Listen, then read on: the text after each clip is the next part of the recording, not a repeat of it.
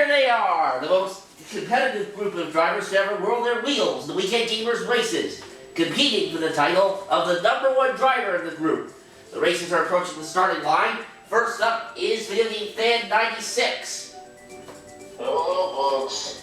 And lining up beside him on the grid is Armand. Hello. Also on the grid is Nick the Enlightened.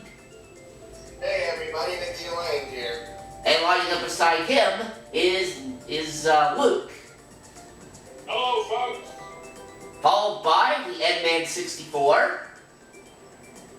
Hey, ho, and what do you know? Yep. And of course, lining up after him is Video Game Fan 1999.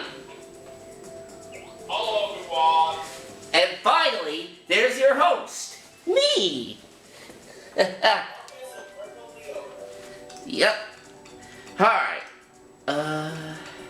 AKA Swanky, AKA Hobo Crawfish.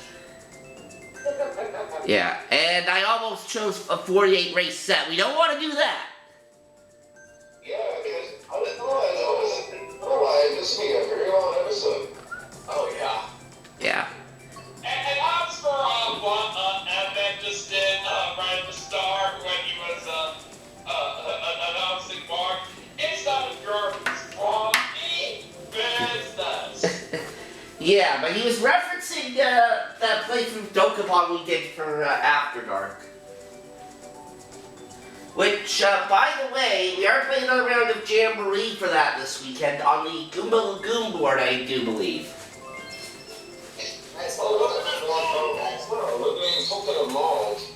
Yep. And, yeah. And I'm not sure if any of you noticed, but my intro that I did for this episode was supposed to reference the old Wacky Racers cartoon from the late 60s. Well, I gotta say, Mark, that's obviously a nice reference you did there. Yep. Alright, Lakitu, can you, thank you. Now. Yeah. Now, you folks watching will notice that I am not using Mario this time. If you remember, in a recent episode, Dominic was the winner of a Jamboree match, and therefore got to choose what character I used for this session of Mario Kart, and he chose for me to use Link from The Legend of Zelda. So, I am being Link today.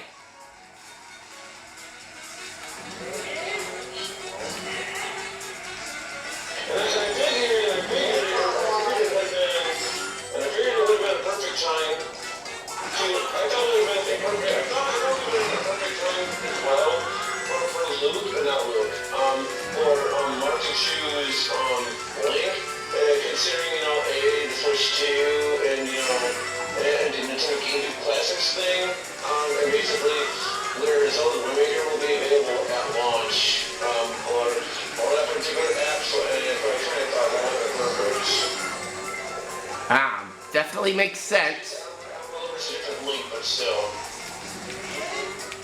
And speaking of the Switch 2, what are your guys' most looking forward to, most hyped up games for the Switch 2 is what I'm trying to say. Besides the obvious Mario Kart world that's going to be available on launch day. Well, definitely for sure, probably either Kirby Air Riders or DK Bonanza. Oh yeah, I mean, Kirby Air Riders is definitely one of the best things in it. And even though you guys are not Fire Emblem fans, hardcore man fact, but I did like the fact that at a later date, oh my gosh, I was win. Well, I'm doing it but basically, we're going to be getting Fire Emblem Path of Radiance added to NSO at a later date in terms of that. Ow!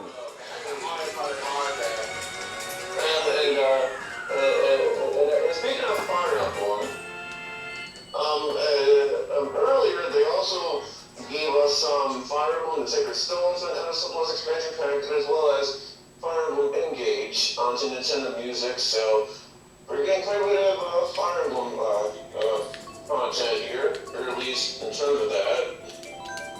And I'll have everybody know. If you want to respond. I'll have everybody know right here that right before we started this episode, I actually helped out Dominic here by giving him a free month membership for Nintendo Switch Online. I did that through the code that I have for it with my copy of Super Mario Kart Jamboree. Basically, up until this point, I never used it for myself or anyone else, and it was a good time to do that because basically for Dominic here, and he had his membership ran out, so it was a good time for him. Meanwhile, let's all go to the bathroom. Thank you, Daniel, for that. And also, time to go to the bathroom. Let's all go to the... Also, I should point out something because something great just happened to our mom recently because he was very recently became a college graduate, so congratulations to him. Yeah, congratulations. Yes, congratulations indeed, Armand.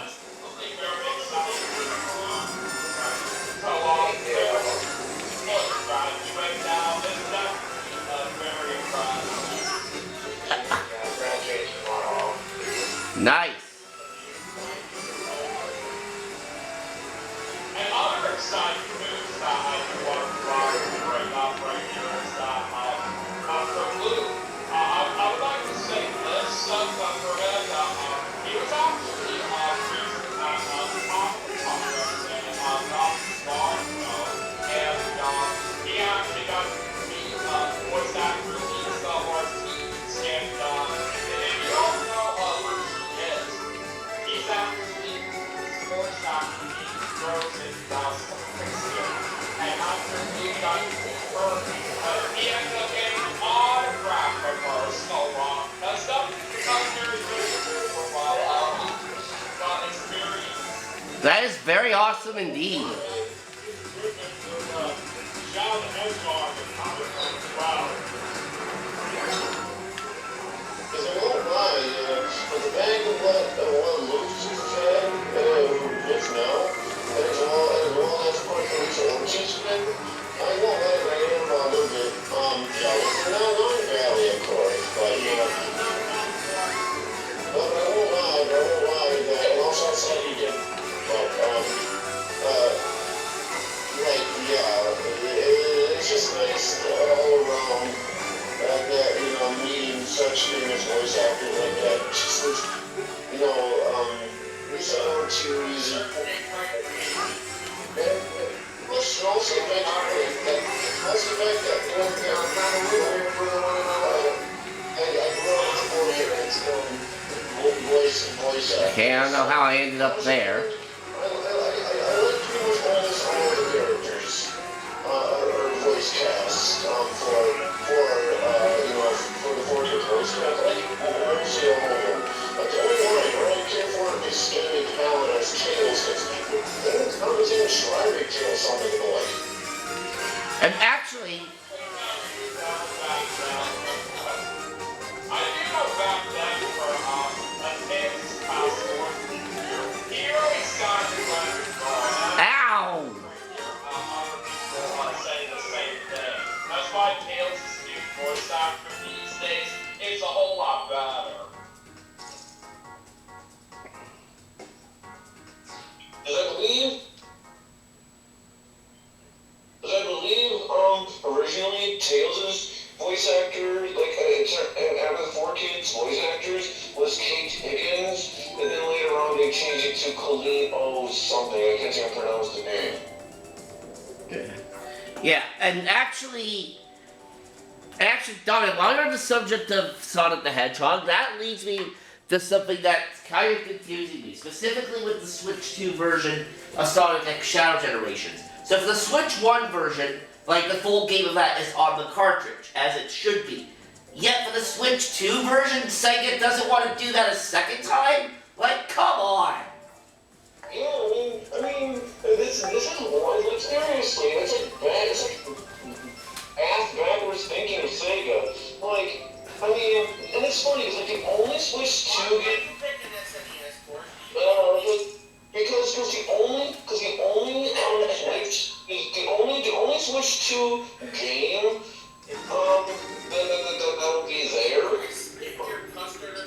Okay, can people like stop interrupting me in like mid-sentence?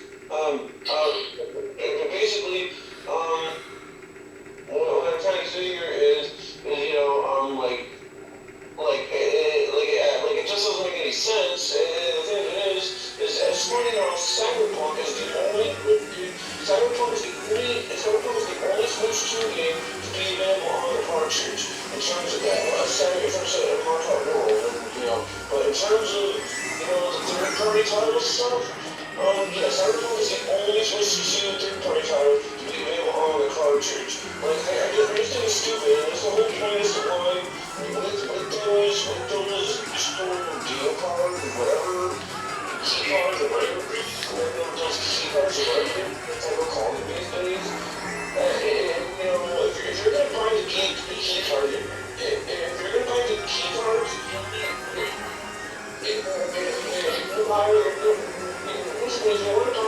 a key card, then that's why it means you can buy the game digitally. Yeah, I don't think I'm really gonna bother very much with the game key cards. I'm kind of already transitioning to most of my games digital these days anyway. And considering what's going on, it makes like 256 gigabytes of storage in the base storage a joke. You know? Because here I was originally impressed, when they announced, in terms of 56 gigabytes, I was pretty happy. But now with the store, with what's going on, at that point, you're pretty much required to buy a Micro SD card Express. Considering the file sizes are getting bigger and bigger, I mean, seriously, we're not going to interrupt it constantly for this whole entire session here. Like, seriously. Yeah, just please mind your manners to Dominic for what he does expect while he's trying to talk. Yeah, like... I mean, don't get me wrong. I can see one being in trouble because, mid-race, it's getting chaotic and stuff. But it's getting constantly, and it's sort of aggravating. Thankfully, it's not to the point where I'm mad or anything, but it was a bit irritating. And, I'm more likely to be getting Sonic X Generations on the Switch 2, but via the digital download, instead of the key cards, because it's just so stupid. Like, I don't know why Sega thinks it's a good idea. I mean, non-less Nintendo is not telling us something behind the scenes as to why this is happening. And here's... Sorry, go ahead. For them not using a physical version of Sonic X Generations on the Switch 2, we find that a big disappointment right here. And honestly, for me, I always think that was all that much of myself, because I only own that game on the original Switch. But here's the thing, though. I think the Switch version is fine enough. And maybe I'll just play this one version on the Switch, too. Well, yeah, but it is,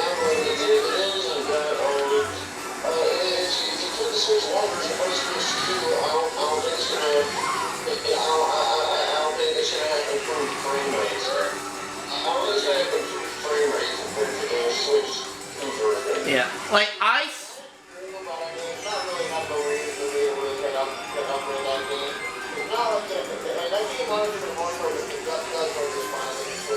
Like, it's like, Breath of the Wild or Disney Kingdom where, like an only reason I'm still going to do that thing is that part, and I think that's something in that regard. I swear, Still, this thing is stupid. That's why I'm saying, unless there's something that Nintendo is telling us behind the scenes. I mean, for all we know, the prices for the cartridges are more pricey compared to the Switch 1 cartridges. For all we know, the Switch 2 cartridges somehow holds up less somehow holds up less space compared to the Switch 2. I don't think that's the case, but I'm just saying, there's gotta be at least something behind the scenes as to why the vendors are trying them. As to why a lot of third-party titles are not having physical cartridge versions. I swear, if Sega pulls that garbage with the Switch 2 version of Sonic Crossworlds, which I can guarantee you they will, then I'm probably just better off getting it on PlayStation 5. And which also reminds me as well, too.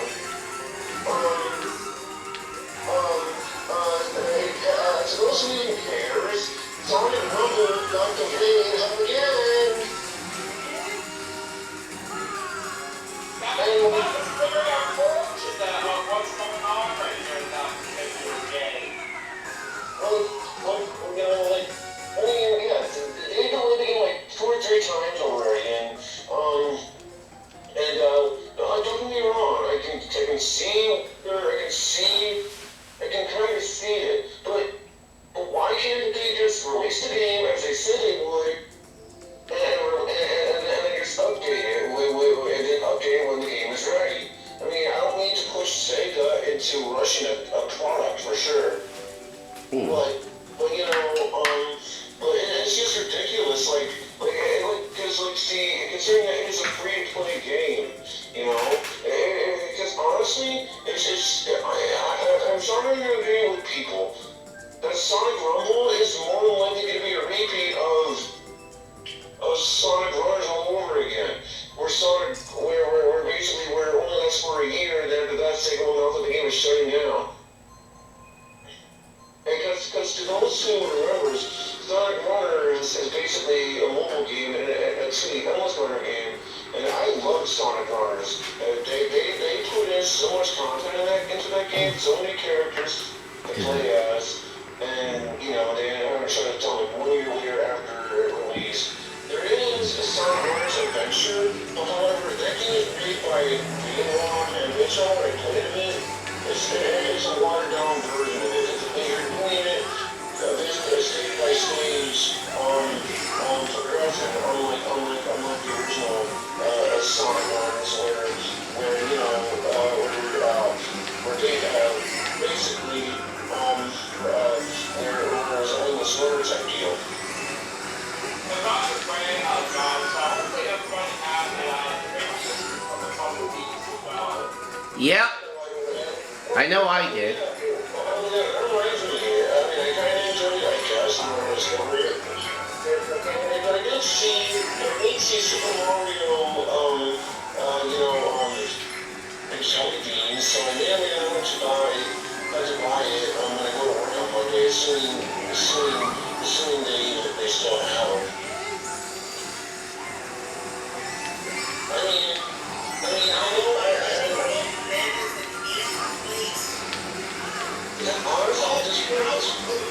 honestly, with the Switch 2, I don't think I'm going to be able to take the Switch to the Mario Kart bundle before fall starts or whatever. And it's a shame too, because getting the bundle is saving me $30. I mean, it's okay, Dominic. I mean, you don't really need to get the console right out and close to launch. You know, honestly, it's more than good idea that people wait sometimes for games. I probably will be getting the console close to launch. That's also only because the fact that there's a lot of stuff on the second planet right away. Don't deny that, Mark. I saw what you did. In fact, it's going to be on video. So don't deny it, Mark. It was on video. I'm not denying nothing. Ow! Don't worry, Mark. I'm sorry. This is fantasy! I wasn't being serious, Mark. I was just going around. Yeah, I know.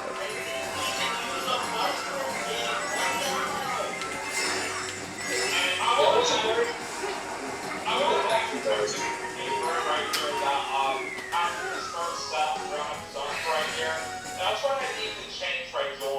box right here, because the ones I'm using are unfortunately low on battery. Hey, Armand, Because of what Mark did,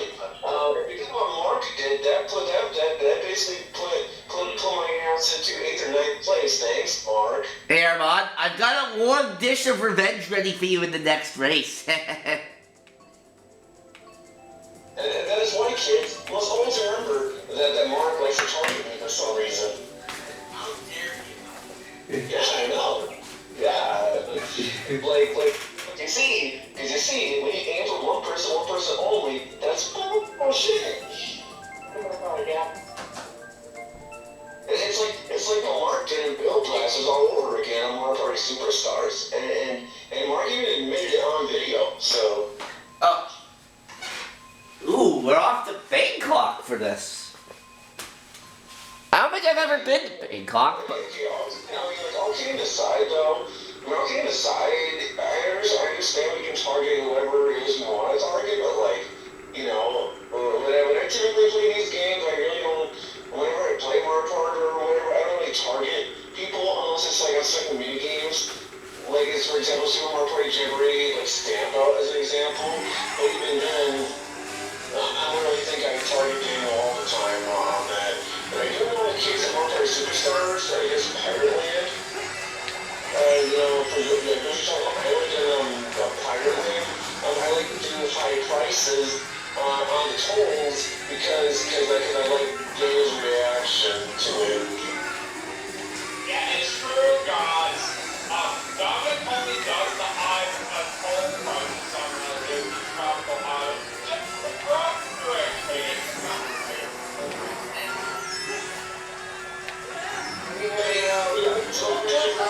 Ow! I was just trying to say, I don't do it just a frustrating game, but I also do it too because I just think it's funny, and I also do it to provide the players a bit of a challenge, you know. But then I can't complain. I can't complain because this coming from someone who has terrible luck in a Mario Party game. That was not meant for you!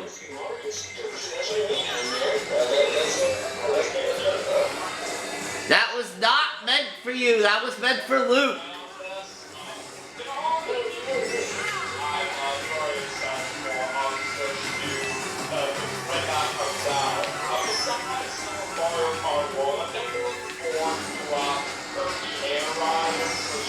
It's so great that the fire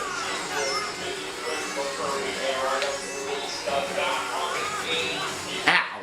I'm very happy about simply because of the fact that this is my favorite first game that I have played. And when I think more on Kirby and Robinson, that they bring back the same trial, but that's my favorite Kirby player. And also a reminder for Kirby Air Riders, a reminder as well that the game is directed by Sakurai. In which case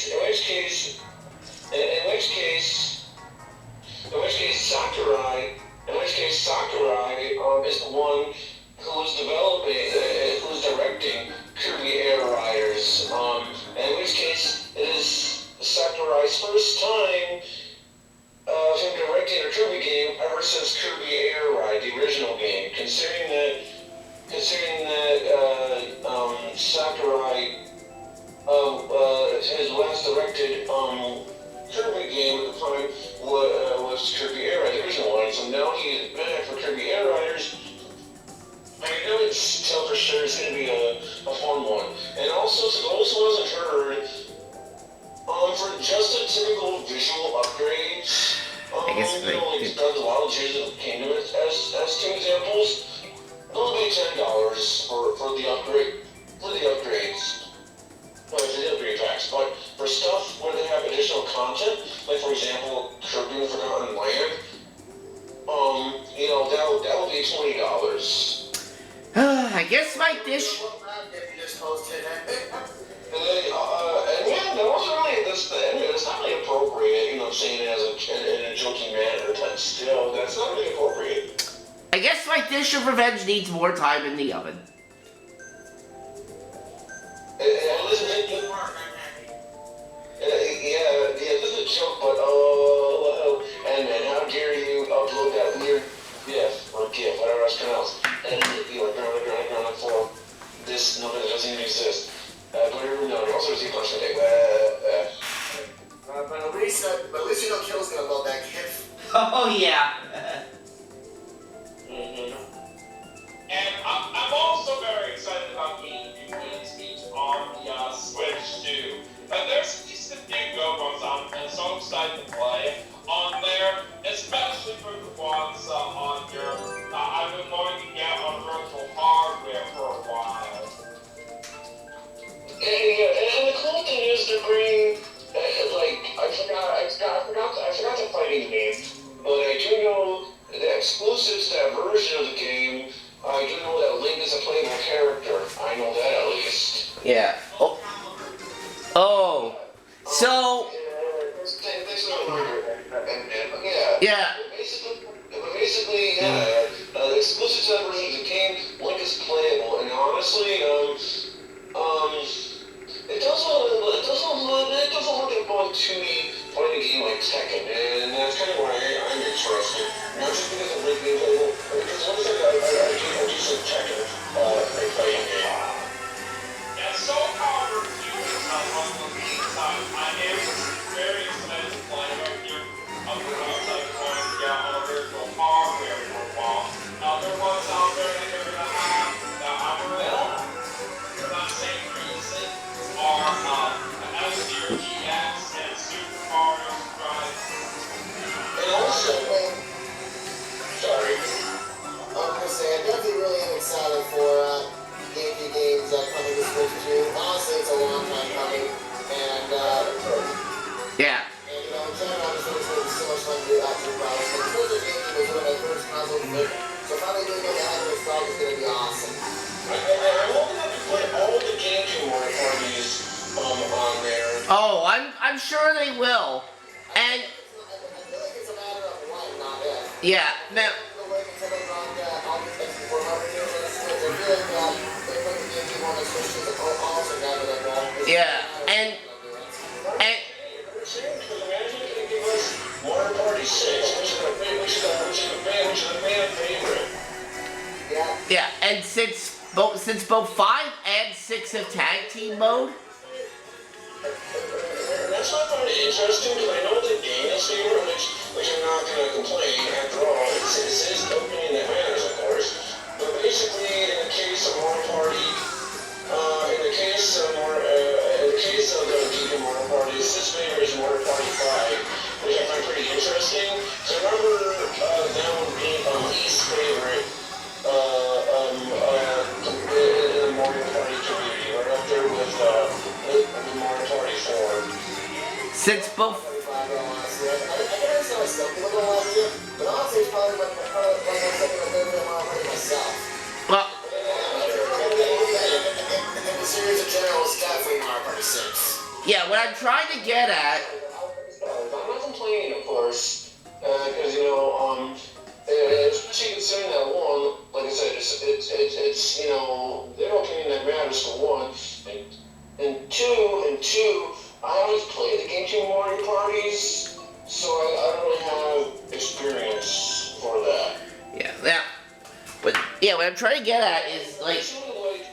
I would certainly like it whenever they give us the GameCube Mario parties. Like, imagine they just give us Mario Parties 4, 5, 6, and 7 on a single update, kind of like what they did on the Nintendo 64, where they really gave us Mario Parties 1 and 2 on the same exact day. Yeah. And. Yeah, I think it's probably going to be similar to what they did before, where they maybe start out with like maybe like 4 and 5, and they give us like 6 and 7 later on. That's kind of what I would guess. Yeah. And since. Yeah, this is Nintendo we're talking about, so. And since 5 and 6, since both 5 and 6 have tag team mode, that would mean that whenever we get around to playing those specific ones for the show, there would be enough room for all of us to do it. Because we'd be able to have 4 teams of 2.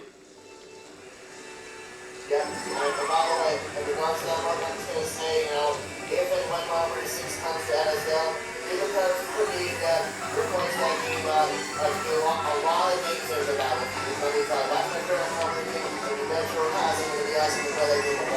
Oh, yeah. Like I said, Mario Kart.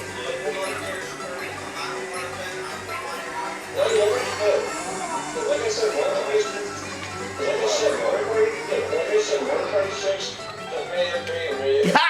according to what I heard from the Mario Kart community. I told you I was gonna get my revenge on you, Armand.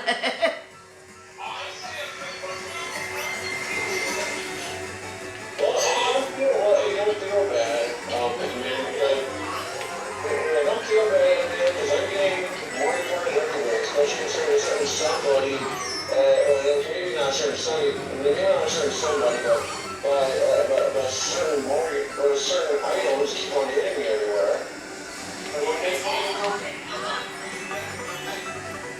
Honestly, in my personal opinion, Mario Kart 5, everything was down or down like or unexpected players, there was capsules and all that stuff. And there are some good things on that one that I like playing on there. There are a few things where I think that this third conference small personally thing right here. That Mario Kart 5 is my personal favorite. I mean, This is probably my second favorite Mario Kart game as well. I kind of go back and forth between that one and 3 and General. Those are kind of like, I feel like all three of them are kind of like equal in a way. What do you guys say on that?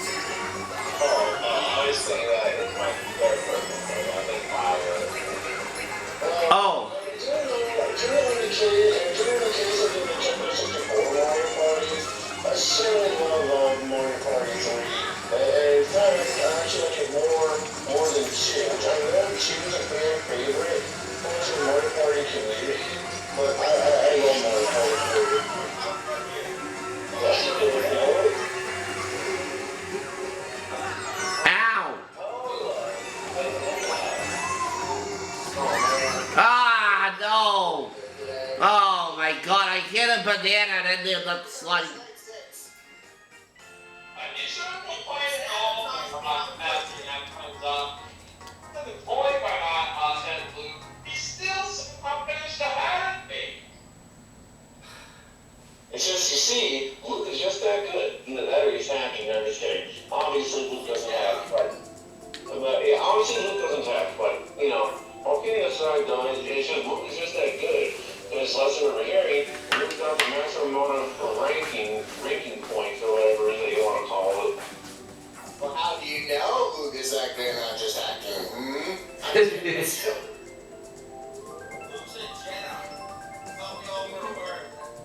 mean, honestly, I want it though. When I first played Mario Kart Deluxe with Luke, I don't know if it was with Daniel too, but I'm gonna assume it was.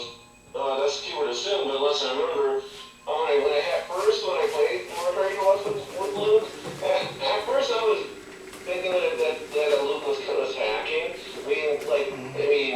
Well, kind of as a joke, but also serious because at the time when we were playing against Luke, he was way far ahead to the pack, and like compared to both Daniel and I. So at the time, I was pretty much convinced that Luke was hacking. So we were like, yeah, no, Luke would hack, and I don't see how he would know how to hack. Yeah, so I did towards Daniel, or towards anybody really in general. Like, well, you see, Daniel's hacking again.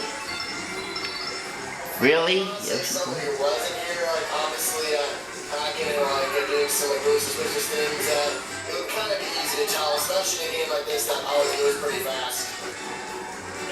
Yeah, I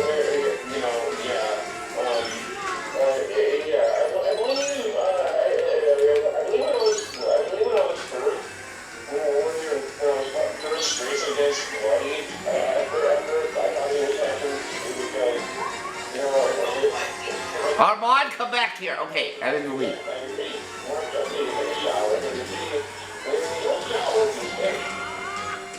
And picking up Bloody, wherever you are, man, I hope you're doing well.